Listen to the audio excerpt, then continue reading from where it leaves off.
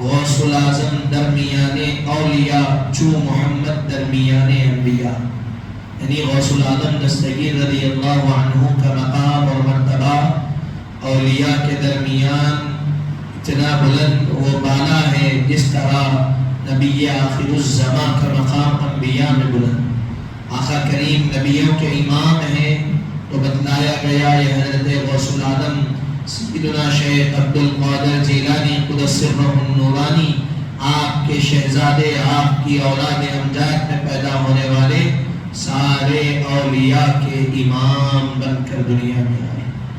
اتنے اولیاء پیدا ہوئے، پیدا ہوں گے، پیدا ہو رہے ہیں، سب کے امام حضرت غوث العظم دستگیر رضی اللہ عنہ۔ جو ولی بنتا ہے، جو ولایت کے مقام پر پہنچتا ہے، جس کو ولایت سے سرفراز کیا جاتا ہے، اس کو جو ولایت ملتی ہے اس کی ولایت میں فیض حضرت غوث العظم دستگیر رضی اللہ عنہ کا ہوا کرتا۔ جس پر پیران پیر غوث العظم دستگیر قدس اللہ سرہ العزیز کی توجہات ہے، جس کو وہ توجہات حاصل ہو جاتی ہے، وہ ولایت کے اعلیٰ مقام پر فائز ہو جاتا۔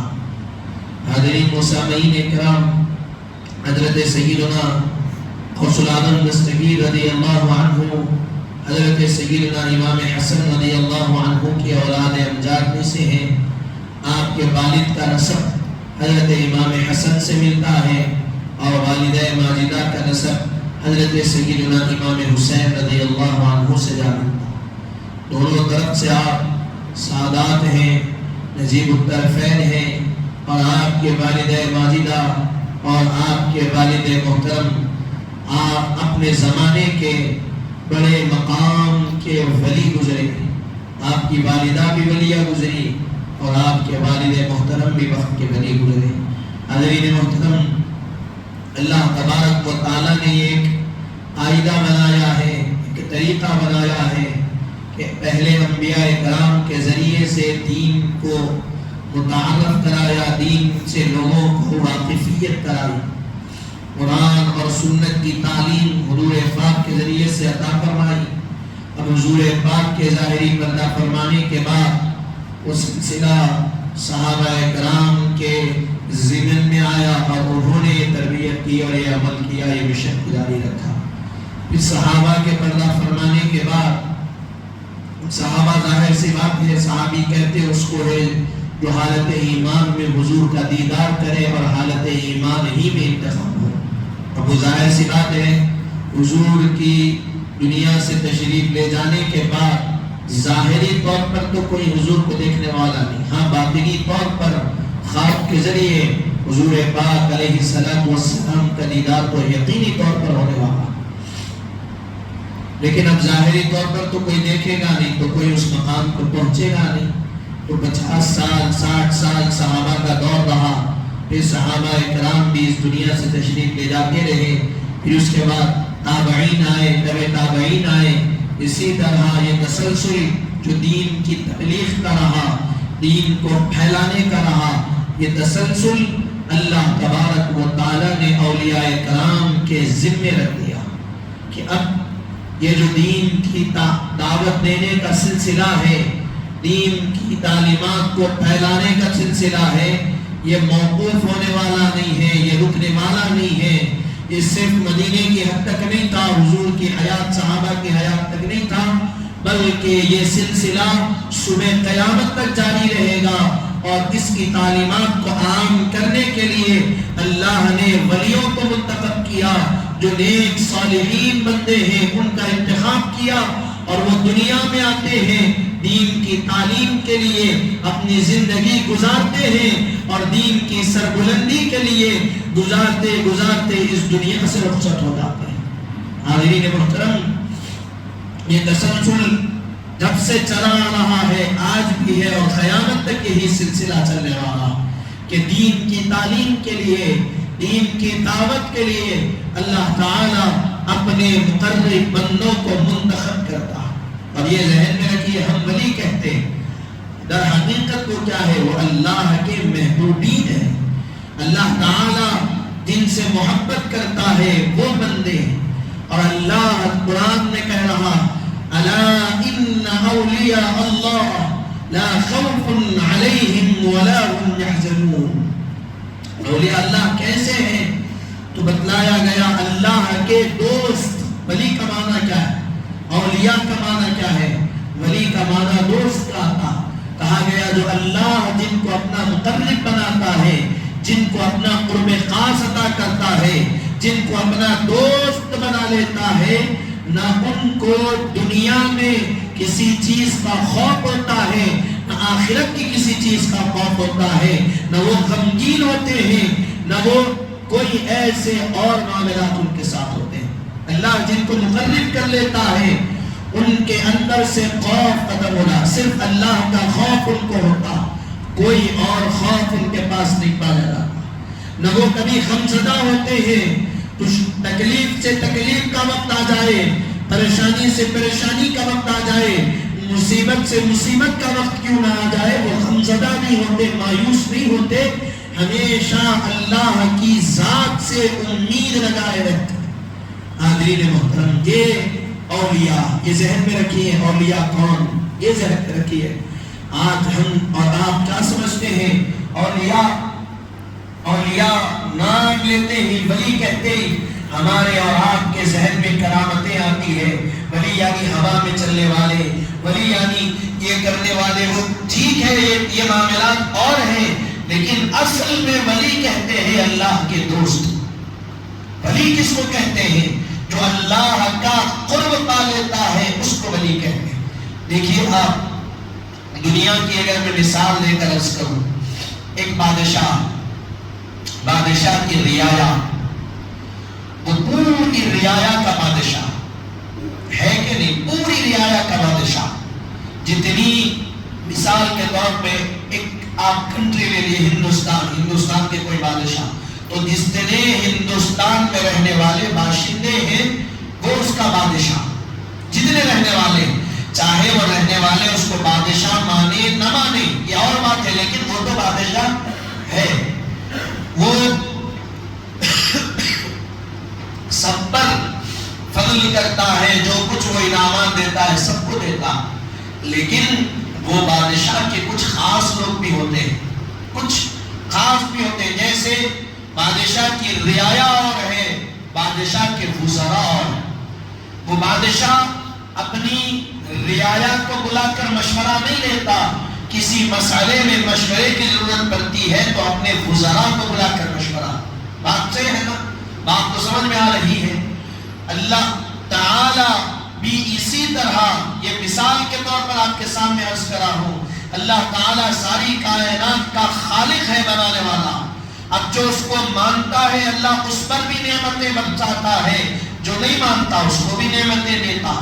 آپ جانتے ہیں جیسے ایک مسلمان صبح اٹھنے کے بعد کھاتا پیتا ہے، اللہ کی نعمتیں پھر رات تک زندگی گزارتا، اسی طرح نہیں ماننے والے مشرکین بھی، کافر بھی، سب کھاتے پیتے ہیں، سب نعمتیں پاتے ہیں. اگر حضور پاک علیہ السلام کی حدیث مبارکہ میں ہے، حضور نے ارشاد فرمایا اگر دنیا کی قدر اور منزلت اللہ کے نزدیک مچھر کے پر کے برابر بھی ہوتی تو اللہ تعالیٰ کافر کو ایک دانہ کھانا بھی نصیب نہیں کرتا. حضور نے کیا ارشاد فرمایا حدیث مبارک میں؟ دنیا کی قدر و منزلت اللہ کے نزدیک مچھر کے پر کے برابر بھی ہوتی، اللہ کسی کافر کو ایک دانہ بھی نہیں دیتا. اللہ تعالیٰ کیا کر رہا ہے؟ کافروں کو کھانا بھی دے رہا، دانا بھی دے رہا، دولت بھی دے رہا، نعمت بھی دے رہا، شہرت بھی دے رہا، عزت بھی دے رہا، ان کا اکرام بھی ہو رہا. یہ کیوں ہو رہا ہے؟ اس لیے کہ دنیا کی حقیقت اللہ کے نزدیک مچھر کے دانے کے برابر بھی نہیں ہے، اسی لیے یہ سب نعمتیں دنیا والوں کو مل رہی. اور بتلایا گیا دنیا کی کوئی قدر و منزلت نہیں ہے، کوئی اہمیت نہیں ہے. اللہ اسی لیے نہیں ماننے والوں کو دنیا دے رہا ہے، اور اللہ کے نزدیک آخرت کی قدر و منزلت ہے. اللہ تعالیٰ وہ آخرت میں مقام مومنین کو، ماننے والوں کو عطا فرماتا.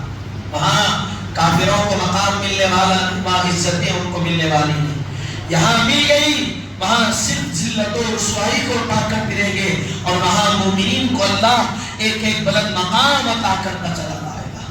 حاضرین محترم، اسی طرح جس طرح اللہ دنیا کا خالق ہے، ماننے والوں کو بھی دے رہا، نہیں ماننے والوں کو، ہر کسی کو دے رہا اپنی مخلوق کو، تو وہ مخلوق میں ماننے والوں میں بھی اللہ کے کچھ خاص ہوتے ہیں جن کو اولیاء کہا جاتا ہے، جن کو درست کہا جاتا ہے. انبیاء ہے، انبیاء کے بعد اولیاء. یہ ذہن میں رکھیے، صحابہ، اہل بیت، یہ تمام چیزیں اور ہیں. ماں باپ اولیاء جو تسلسل چل رہا، اولیاء کرام کون ہیں؟ تو یہ اللہ کے دوست ہیں، مقرب پر. اور حضور پاک علیہ السلام نے ارشاد فرمایا اللہ کا قرب کیسے حاصل ہوتا ہے؟ اللہ اپنا قرب فرائض کے ذریعے سے عطا فرماتا. اپنا قرب اللہ کیا کرتا ہے؟ فرائض کے ذریعے سے عطا کرتا ہے. یعنی جو فرائض کی، یعنی فرائض کیا ہیں؟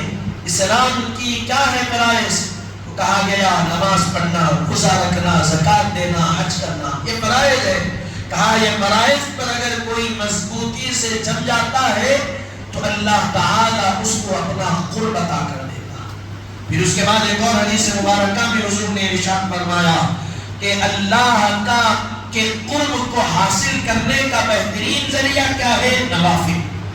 جو بندہ فرائض کے ساتھ ساتھ کثرت نوافل کرتا ہے، نوافل کو پابندی سے ادا کرتا ہے، اللہ تعالیٰ اس کو اپنا قرب عطا کر دیتا. یعنی جو نفل نماز ہیں، جو سنت نمازیں ہیں، جو فرض کے بعد درجہ رکھتی ہے، اگر فرائض کو ادا کرتے ہوئے کوئی ان کو ادا کرتا ہے تو بتلایا گیا اللہ تعالیٰ اس کو اپنا قرب عطا کر دیتا. اسی لیے آپ اولیاء کرام کی زندگیوں کو اٹھا کر پڑھیں تو آپ پائیں گے، دیکھیں گے کہ اولیاء کرام فرائض کے علاوہ تہجد کے بھی پابند ہو گئے.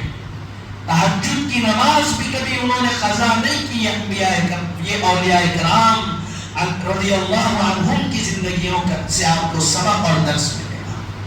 پھر جہاں تہجد کا ذکر ملے گا آپ وہیں پر دیکھیں گے کہ اولیاء کرام کی زندگیاں جب رات کا وقت آتا تو رات کا بڑا حصہ وہ صرف نوافل کو پڑھنے میں نکالتے. یہ اولیاء کرام کی زندگی. قرآن کی تلاوت کا حال یہ حضرت غوث العظم دستگیر رضی اللہ عنہ کے بارے میں کہا گیا ایک رات میں مکمل ایک قرآن کی تلاوت آپ فرماتے ہیں. ایک رات میں مکمل ایک قرآن کی تلاوت نفل نماز میں آپ فرمایا کرتے ہیں.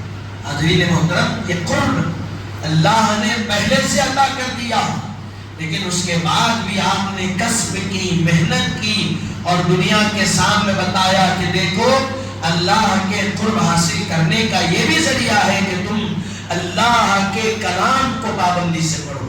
اللہ کے قرب کو حاصل کرنے کا یہ بھی ذریعہ ہے کہ تم نمازوں کی پابندی کرو. اللہ کے قرب کو حاصل کرنے کا یہ بھی ذریعہ ہے کہ اللہ کی مخلوق کی فریاد رسی کرو. جو اللہ کی مخلوق فریاد کو لے کر آئے، پریشانیوں کو لے کر آئے، مصیبتوں کو لے کر آئے تو ان کی پریشانیوں کو سنو، ان کی مصیبتوں کو سنو، ان کی تکالیفوں کو سنو اور تم سے جتنی کوشش ہو سکتی ہے تم جس طرح ان کی تکالیفوں کا مداوع کر سکتے ہو کرو. یہ تمہارے لیے اللہ کے قرب کا بہترین ذریعہ. حاضرین محترم، حضرت سیدنا غوث العظم دستگیر رضی اللہ عنہ کی زندگی مبارکہ ابتدا سے انتہا تک اللہ کی یاد میں آپ کی حیات مبارکہ گزری. بچپنے سے لے کر لاحق سے، مہد سے لاحق تک جو آپ کی زندگی مبارکہ گزری، کہا گیا کہ پوری زندگی یاد الہی گزری. آپ کبھی کھیلنے کے لیے بچپنے کے وقت میں جاتے، جانوروں کو ستاتے تو جانوروں سے آواز آتی کہ عبد القادر تمہیں اس لیے پیدا نہیں کیا گیا. حاضرین محترم، ایسی چیزیں حضرت سیدنا شیخ عبد القادر جیلانی قدس سرہ النورانی کے متعلق ہے کہ ہم سناتے رہیں اور آپ سنتے رہیں تو ہمارے پاس نہ سنانے کے لیے اتنا وقت ہے، آپ کے پاس اتنا وقت سننے کے لیے۔ بس یہ ذہن میں رکھیے کہ اللہ تبارک و تعالیٰ نے آپ کو وہ بلند مقام عطا فرمایا کہ ولایت میں بھی جس طرح بلند مقام ہے، علم میں بھی اسی طرح آپ کو بلند مقام عطا فرمایا گیا۔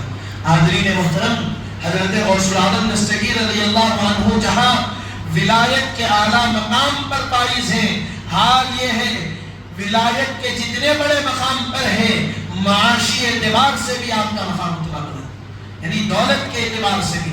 آپ کی سیرت کی کتابوں میں لکھا گیا، آپ اپنی حیات طیبہ میں ایک دن جو لباس سے بدل کر لیتے تو دوبارہ کبھی وہ لباس آپ نہیں پہنتے، آپ کی وہ شاہانہ انداز سے آپ نے زندگی گزاری، قیمتی لباس پہنا کرتے۔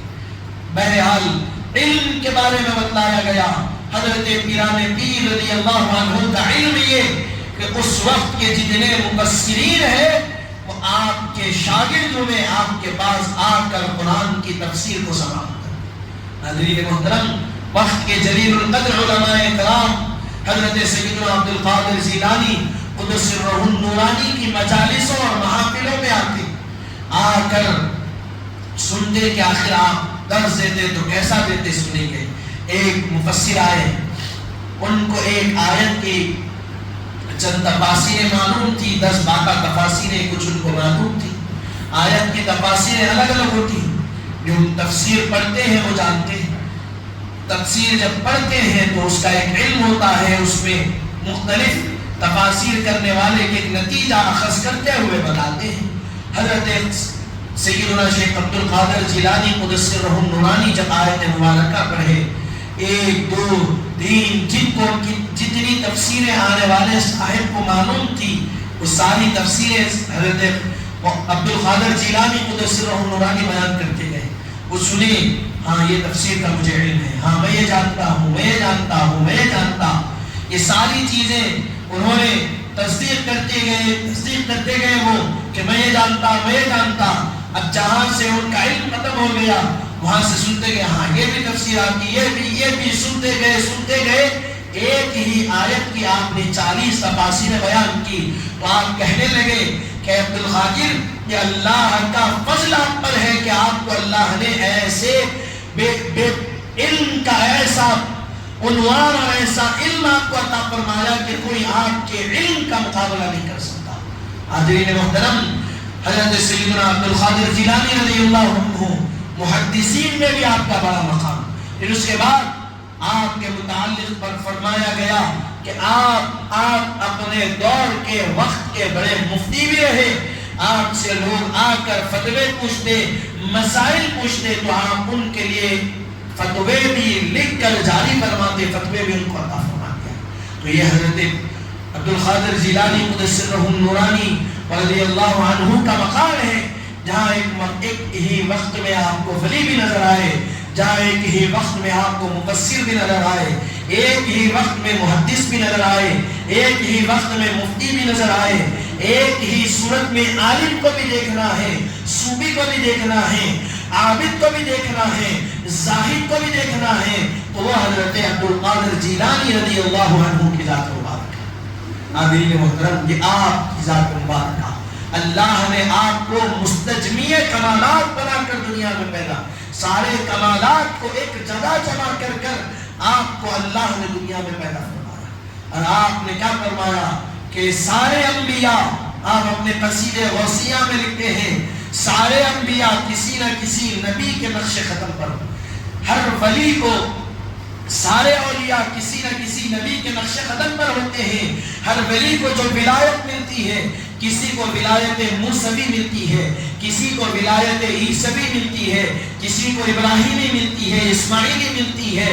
فرمایا کہ مجھے اللہ نے جو ولایت عطا فرمائی وہ ولایت محمدی عطا فرمائی، اور ہر ولی کسی نہ کسی نبی کے نقش قدم پر ہوتا ہے۔